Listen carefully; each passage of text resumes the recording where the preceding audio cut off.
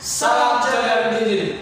Baik, pada kesempatan pada pagi hari ini, mahasiswa STT Hagia Jakarta akan mempresentasikan makalahnya tentang apakah Yesus itu diciptakan. Kepada teman kami persilakan. Baik, perkenalkan nama saya Yuli Manjadate. Saya di sini akan memaparkan hasil makalah saya yang berjudul Apakah Yesus diciptakan? Perlu kita ketahui bahwa Yesus itu tidak diciptakan, melainkan Dia Sang Pencipta segala sesuatu. Baik, yang menjadi latar belakang saya di sini, dalam Alkitab mengajarkan bahwa Yesus itu tidak diciptakan, melainkan Ia adalah Sang Pencipta, karena di dalam Yesus Kristus yang telah menciptakan segala sesuatu.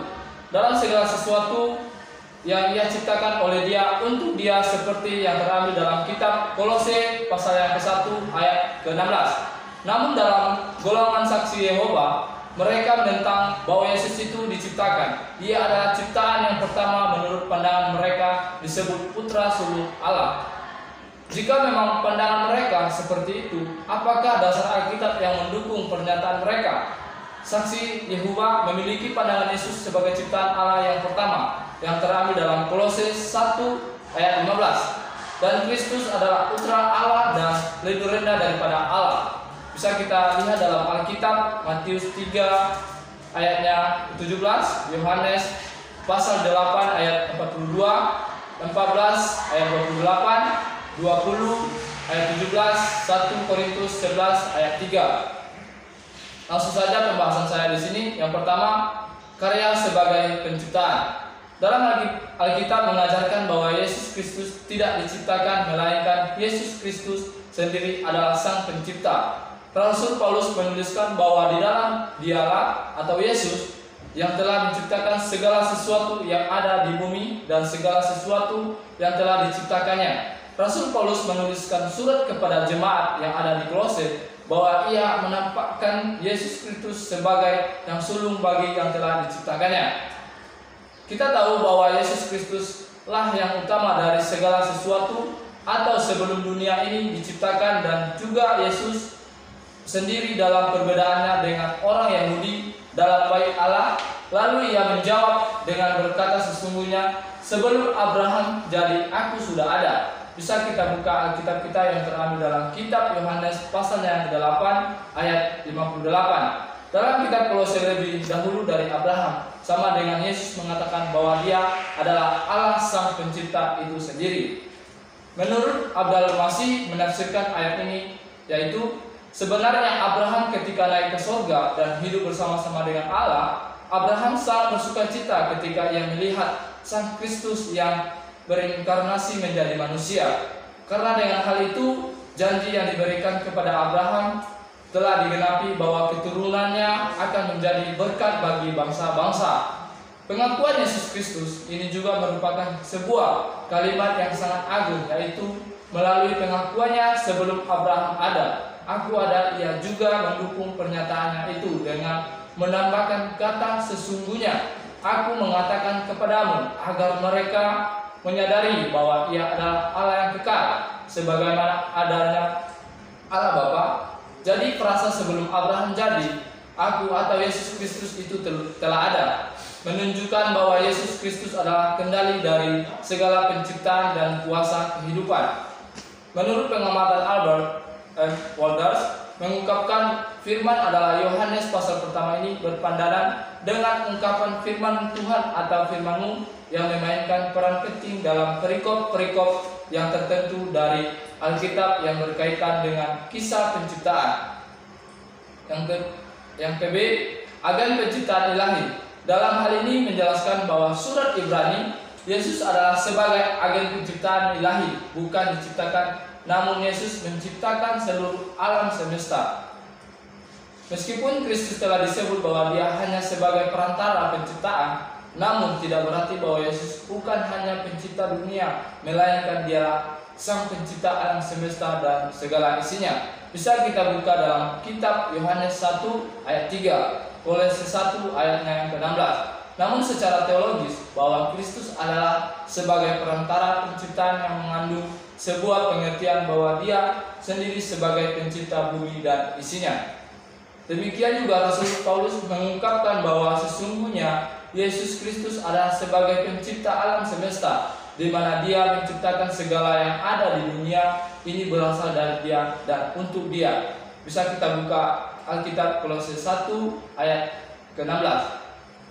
Bagian C, Kristologi Saksi Yehova. Saksi Yehova memiliki beberapa pemahaman mengenai Kristus. Yang pertama, Saksi Yehova juga memandang Kristus sebagai imam besar. Pandangan ini muncul didasari oleh, bisa kita buka dalam kitab Matius 28 ayatnya 19 sampai 20. Di dalam ayat ini Kristus memerintahkan untuk menjadikan bangsa muridnya. Melalui perintah inilah Saksi Yehova sangat giat dalam melakukan penginjilan.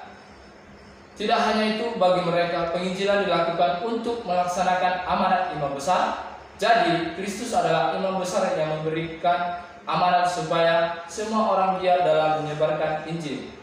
Yang kedua, Mesias yang dijanjikan. Ada beberapa bukti yang menunjukkan bahwa Kristus merupakan Mesias yang dijanjikan, yakni silsilah Yesus, nubuat yang digenapi, dan kesaksian dari Yehova. Yang ketiga, malaikat Mikael. Saksi Yehova juga mempercayai bahwa Kristus adalah malaikat Mikael. Alkitab sendiri memberi bukti bahwa malaikat Mikael adalah anak Allah sebelum ia menjelma menjadi manusia Yesus. Setelah ia naik ke surga, malaikat Mikael menjalankan tugas menjadi pemimpin atas seluruh malaikat yang ada di surga.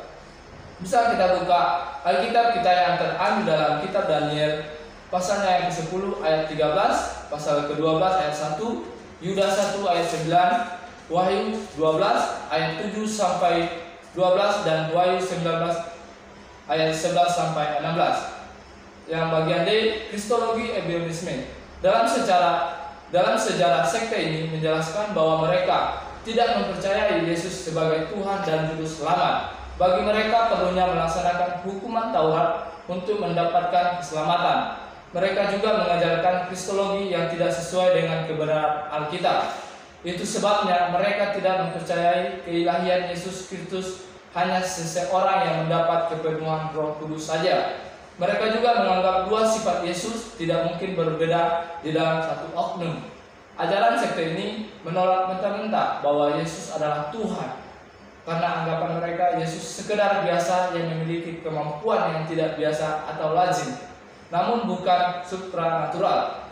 Namun dalam hal kebenaran dan hikmat Ebionisme ini menganggap Yesus hanya makhluk ciptaan Allah atau manusia biasa yang kemudian diadopsi oleh Allah ketika Yesus dibaptis oleh Yohanes Pembaptis di Sungai Yordan. Bagiannya hubungannya dengan Allah Bapa. Jika Yesus Kristus ada sebelum penciptaan dan turut dalam penciptaan, maka Yesus Kristus yang memiliki hubungan dengan Allah Bapa dan karyanya penebus manusia. Sehingga siapa yang telah melihat Dia atau melihat Bapa, bisa kita buka dalam kitab Yohanes pasalnya ayat ke-14 ayat 9, 10 dan 20. Menurut Warren Wiersbe merupakan tokoh yang setuju dengan pandangan ini. Menurutnya yang sulung bukan berarti mengacu kepada waktu, tetapi kepada kedudukan atau status. Baik, yang menjadi kesimpulan saya di sini dalam pembahasan di atas, apakah Yesus itu diciptakan? Tentunya tidak, karena Yesus adalah Sang Pencipta, bukan diciptakan Allah. Alkitab sendiri menjelaskan bahwa Yesus itu bukan diciptakan, melainkan Dia yang dapat menciptakan segala sesuatu yang ada di dunia. Dalam Alkitab ini mengajarkan bahwa Yesus Kristus tidak diciptakan, melainkan Yesus Kristus sendiri adalah Sang Pencipta. Demikian presentasi saya. Baik, terima kasih atas presentasi teman kami Liman. Dan pada kesempatan hari ini kami akan mau bertanya, ya, menurut tanggapan saudara Liman sendiri, apakah Yesus itu diciptakan atau gimana? Karena yang kita ketahui seperti saksi Yehova juga, mereka katakan bahwa Yesus itu diciptakan. Kami kembalikan kepada menjawab.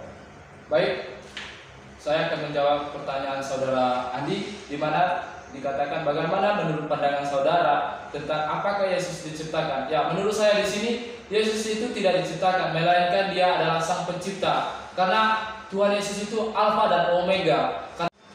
Baik, terima kasih jawaban yang telah diberikan oleh saudara kami Liman. Biarlah presentasi makalah pada hari ini bisa menjadi manfaat dan berkat bagi kita semua. Salam channel Injili.